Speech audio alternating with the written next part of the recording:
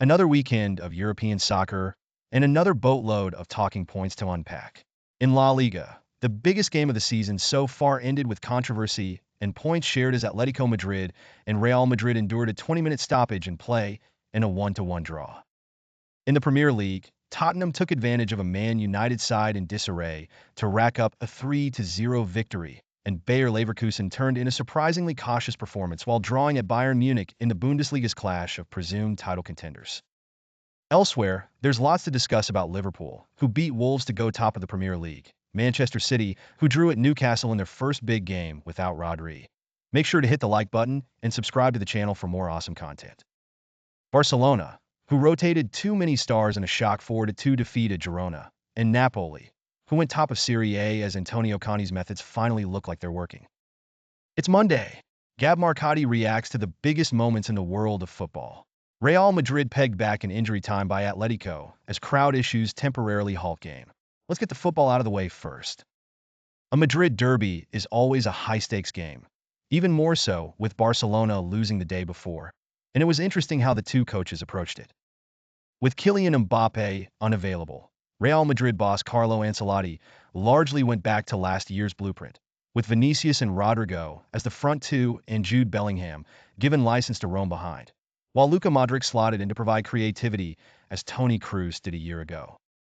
Diego Simeone, on the other hand, who isn't shy about chopping and changing, drew up an entirely new look for Atleti, introducing a back four, dropping his playmaker Coke and shoehorning Antoine Griezmann, Julian Alvarez, and Alexander Sorloth into the lineup. Maybe it was meant to be a curveball, but given how cautious both teams were in the first half, it had little effect as both teams evidently saw this more as a can't-lose than a must-win. Simeone's decision to introduce Coke at halftime opened things up somewhat, and the game came to life shortly before Eder Militao gave Real Madrid the lead. Ancelotti's team grew after the break, with Vinicius and Bellingham dialing back the clock to last season. Rodrigo? Less so, and if he turns in a few more performances like Sunday night, he'll be the one missing out when Mbappe returns. The long break for the objects thrown by Atletico fans at Madrid, keeper Thibaut Courtois, killed some of the momentum of the match. Simeone made his usual gaggle of substitutions. And two such replacements, Javi Galán and Angel Correa, combined to score an improbable, but not undeserved, equalizer deep in injury time.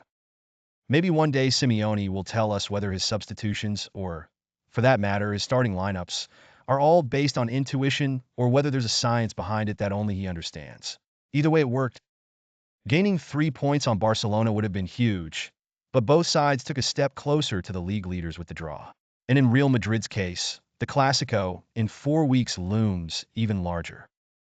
As for the suspension of play, which turned out to be a whopping 20 minutes, it came about when Atletico's ultras behind Courtois' goal started pelting the pitch with projectiles, everything from lighters to coins.